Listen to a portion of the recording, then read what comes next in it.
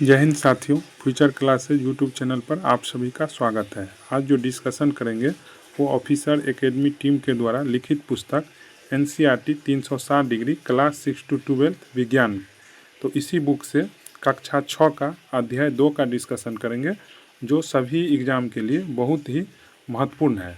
और जो भी साथी जीके जीएस और करंट अफेयर्स का टेस्ट देना चाहते हैं वो सभी साथी टेलीग्राम ग्रुप से जुड़ जाइए।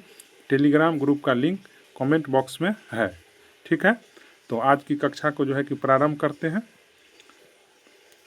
तो आज जो है कि कक्षा 6 का अध्याय 2 का डिस्कशन करेंगे, जिसका नाम है वस्तुओं के समूह बनाना। क्या नाम है? वस्तुओं के समूह बनाना। पहला क्वेश्चन है कि किसी वस्तु को बनाने के लिए किसी पदार्थ का चयन निर्भर होता है। तो किस पर निर्भर होता है? तो पदार्थ के गुण पर निर्भर होता है और पदार्थ के उपयोग के आधार पर होता है। कह रहा है कि किसी वस्तु को बनाने के लिए किसी पदार्थ का चयन किस पर निर्भर करता है। यानी आप कोई वस्तु बनाइएगा तो उस पदार्थ का चयन जो है कि किस प्रकार करिएगा। तो चाहे तो पदार्थ के गुण के आधार पर करिएगा या पदार्थ के उपयोग के आधार पर करिएगा, यानी दोनों आधार पर करिएगा। तो इसीलिए हमारा आंसर क्या हो जाएगा? 1 और 2 दोनों सही है, ठीक है। अब चलिए इसका डिस्कशन देखते हैं। डिस्कशन में दिया हुआ है कि किसी वस्तु को बनाने के लिए पदार्थ का चयन निम्न आधारों पर किया जाता है। तो पहला प्रॉपर्टीज क्या है कि पदार्थ के गुण के आधार पर। तो पदार्थ के गुण के आधार में तो पदार्थ का गुण क्या क्या होता है? तो पदार्थ की मजबूती क्या है, लचीलापन है या नहीं है, गर्मी है या ठंड सहने की क्षमता है कि नहीं उस पदार्थ में, जंग प्रतिरोध यानी जंग को सहने की क्षमता है या नहीं है, इत्यादि गुणों के आधार पर तय करते हैं। और दूसरा प्रॉपर्टीज है कि पदार्थ का उपयोग के आधार पर, कि आप उस पदार्थ का जो है कि उपयोग किस आधार पर करते हैं। जैसे वस्तु का उद्देश्य या कार्य भी पदार्थ के चयन में महत्वपूर्ण भूमिका निभाता है। उदाहरण के लिए बिजली के तार के लिए तांबा जो है कि चुना जाता है। क्यों चुना जाता है? क्योंकि यह क्या है? अच्छा चालक है। इसीलिए पदार्थ का चयन गुण और उपयोग दोनों के आधार पर किया जाता है। इसीलिए हम पदार्थ का जो चयन करते हैं वो गुण और उपयोग दोनों के आधार पर जो है कि करते हैं, ठीक है। अब नेक्स्ट क्वेश्चन है 2। इसमें कह रहा है कि पदार्थ में क्या क्या आता है। तो पदार्थ में क्या क्या आएगा? तो कांच, धातुएं, प्लास्टिक, लकड़ी, रुई सभी आएगा। तो हमारा आंसर क्या हो जाएगा? उपयुक्त में से सभी। कह रहा है हमारे चारों ओर की वस्तुएं एक अथवा एक से अधिक पदार्थों से बनी होती है। ये पदार्थ क्या क्या है? तो कांच, धातुएं, प्लास्टिक, लकड़ी, रुई, कागज, पंख तथा मृदा हो सकते हैं, ठीक है। नेक्स्ट क्वेश्चन है 3। इसमें कह रहा है कि निम्नलिखित में कौन चमकदार सामग्री होते हैं। तो कौन चमकदार सामग्री होता है? तो सोना। कौन होता है? सोना। कह रहा है लोहा, तांबा, एल्यूमिनियम तथा सोना धातुओं का उदाहरण है। यानी लोहा, तांबा, एल्यूमिनियम तथा सोना क्या है? धातु है। कुछ धातु बहुधा अपनी चमक खो देती है तो कुछ धुतिहीन हो दिखाई देने लगती है। ऐसा उन पर वायु तथा नमी की अभिक्रिया के कारण होता है। मतलब कोई चमकीला पदार्थ धातु था लेकिन वो जो है कि धुतिहीन मतलब हो गया। तो ऐसा क्यों हुआ? तो वायु और नमी की जो है उस पर अभिक्रिया हो गया, इसी के कारण। इसीलिए हमें केवल ताजे कटे पृष्ठों पर धुती दिखाई देती है। तो सोना क्या है? एक चमकदार धातु है। सोना क्या है? एक चमकदार धातु है। धुतिमय का जो है कि अर्थ क्या होता है? तो धुतिमय का क्या अर्थ होता है? चमकीला। क्या अर्थ होता है? चमकीला। क्या अर्थ होता है? चमकीला।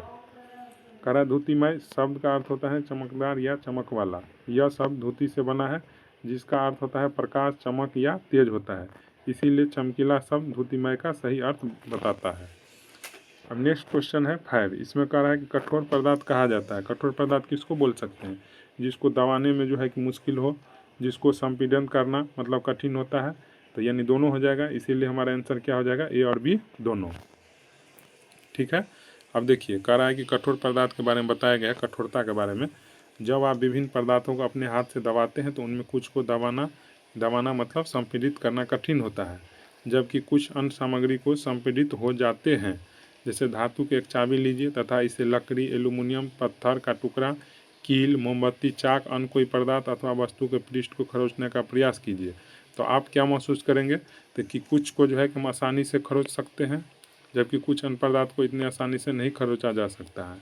वे पदार्थ जिन्हें हम आसानी से संपीड़ित किया या अथवा खरोच सकता है तो वो कोमल पदार्थ हुआ, जबकि अन्य पदार्थ जिसे दबाना या संपीड़ित करना कठिन होता है वो क्या होता है? कठोर पदार्थ होता है। जैसे उदाहरण के लिए दिखाया रुई तथा स्पंज कोमल है, जबकि लकड़ी क्या है?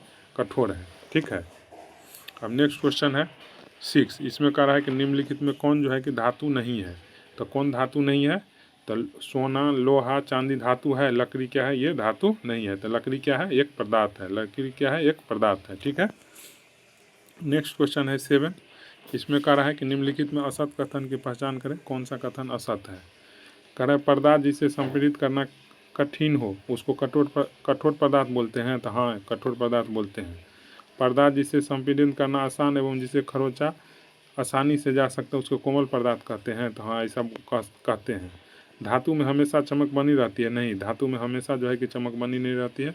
कुछ दिन के बाद जो है कि नमी का प्रतिक्रिया हो जाता है, तो जो है कि उसका चमक जो है फीका पड़ जाता है। तो ये जो हमको करा था कौन सा कथन असत है, तो इसीलिए हमको सी कथन क्या है जो है गलत है कि धातु में हमेशा चमक बनी रहती है। नहीं, धातु में हमेशा चमक नहीं बना रहता है। अब नेक्स्ट क्वेश्चन है 8। अविलेय शब्द का क्या अर्थ होता है? अविलेय शब्द का अर्थ होता है अघुलनशील। क्या होता है? अघुलनशील। कहता है कि आप यह पाएंगे कि कुछ पदार्थ जल पूर्णतः लुप्त हो जाता है, अर्थात घुल गए, विलीन हो गए। हम यह कहते हैं कि ये पदार्थ जल में विलय हैं। ये पदार्थ क्या है? जल में विलय हैं। अन्य पदार्थ जल के साथ मिश्रित नहीं होते तथा काफ़ी समय तक गिलास में विलोरित करने पर भी जल में लुप्त नहीं होते। वे पदार्थ जल में अविलेय है। यानी जो पदार्थ जल में घुल जाए तो वो हो गया विलेय पदार्थ, जो जल में न घुले वो पदार्थ हो गया अविलेय पदार्थ। ठीक है। अब नेक्स्ट क्वेश्चन है 9। इसमें कह रहा है कि अविलेय पदार्थ के बारे में सही कथन को चुने। कौन सा कथन जो है अविलेय पदार्थ के संदर्भ में सही है?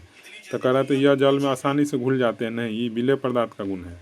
काफ़ी समय तक विलोपित करने पर घुल जाते हैं, तो ये भी जो है कि विलेय पदार्थ का गुण हुआ। जल के साथ मिश्रित नहीं होते हैं, तो ये अविलेय पदार्थ का जो है कि गुण हुआ। तो इसीलिए हमारा आंसर क्या हो जाएगा?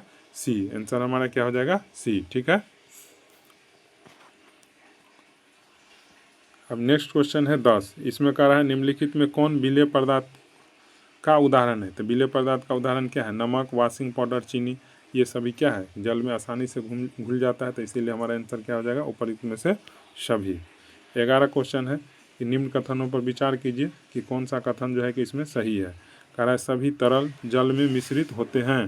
सभी तरल, इसमें कौन सा कथन गलत को चुनना है कि सभी तरल जल में मिश्रित होते हैं? तो सही बात है कि जो भी लिक्विड है वो जल में जो है कि मतलब घुलनशील हो जाता है, तो घुल जाता है। तो ये क्या है? सही है। ठीक है, ये सही है। दूसरा कथन है कि गैस थोड़ी मात्रा में जल में घुलनशील होते हैं, तो ऐसा नहीं होता है। तो ये गलत है, हमको गलत ही ढूंढना था। तो हमारा आंसर क्या हो जाएगा? केवल 2। चलिए, डिस्कशन में दिया हुआ है कि कुछ द्रव जल में पूर्णतः मिश्रित हो जाते हैं, तो कुछ अन्य द्रव जल में मिश्रित नहीं होता है।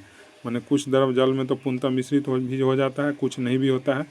कुछ समय तक ऐसे ही छोड़ देने पर अपनी पृथक परत बना लेते हैं। कुछ गैस जल में विलय है जबकि अन्य नहीं। सामान्यतः जल में कुछ गैस थोड़ी मात्रा में विलीन होती है। सामान्यतः कुछ गैस थोड़ी मात्रा में जल में विलीन होती है। उदाहरण के लिए बताएं कि जल में विलीन ऑक्सीजन गैस जल में रहने वाले जंतु एवं पादपों को उत्तरजीविता के लिए अत्यंत महत्वपूर्ण है।